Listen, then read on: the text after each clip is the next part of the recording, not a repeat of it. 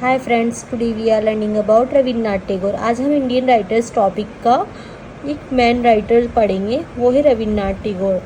Indian writers हमारे RPSC first grade second grade दोनों ही exams के लिए काफ़ी इम्पॉर्टेंट टॉपिक है। तो आइए हम पढ़ते हैं रविन्द्रनाथ टैगोर के बारे में। रविन्द्रनाथ टैगोर जिनका बर्थ है 7 मई 1861 और उनका डेथ डे है 7 अगस्त 1941। रविन्द्रनाथ टैगोर के जो पिताजी हैं उनका नाम है देवेंद्रनाथ टैगोर, जो कि ब्रह्म समाज के लीडर थे। रविन्द्रनाथ टैगोर उनके छोटे बेटे थे। रविन्द्रनाथ टैगोर का जो बर्थ है 7 मई 1861 को कलकत्ता में हुआ और जो उनकी डेथ है वो भी अगस्त 7 1941 को कलकत्ता में हुई। रविन्द्रनाथ टैगोर न केवल एक poet, writer, play right, composer, philosopher, social reformer, painter और ऑथर ये ही नहीं थे, बल्कि वो एक पोइट्री थी गीतांजलि, उसके प्रोफाउंडर थे। उन्होंने ये कविता काफ़ी ही ब्यूटीफुल तरीके से लिखी है। उनको इसके लिए नोबेल प्राइज़ भी मिला गया है। गीतांजलि जो है ये हमारी ब्यूटीफुल पोइट्री है।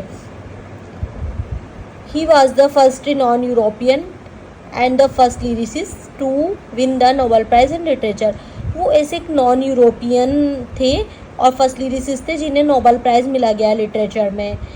वो रविन्द्रनाथ टैगोर को जनरली रेफ़र किया गया है द बार्ड ऑफ बंगाल, गुरुदेव, कवि गुरु, विश्व कवि, महर्षि, इनके नामों से भी उन्हें जाना जाता है। और उनको पोइट लॉरिएट और द सन ऑफ इंडिया इनकी भी उपाधि मिली हुई है।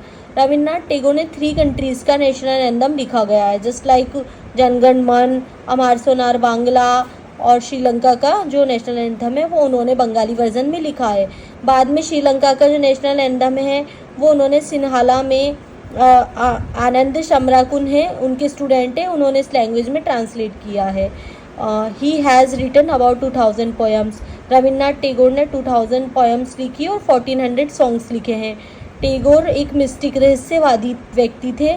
उनकी जो कविताएं हैं, राइटिंग्स है और जो भी उनके फैक्ट्स हैं, उन सब में अपन को वेदास और उपनिषद का प्रभाव देखा जाता है।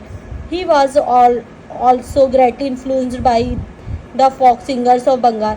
रविन्द्रनाथ टैगोर थे वो जो फोक सिंगर्स थे बंगाल के उनसे काफ़ी प्रभावित थे और जो कबीर की पोइट्री थी, वर्क था दाते का, उनसे काफ़ी प्रभावित थे।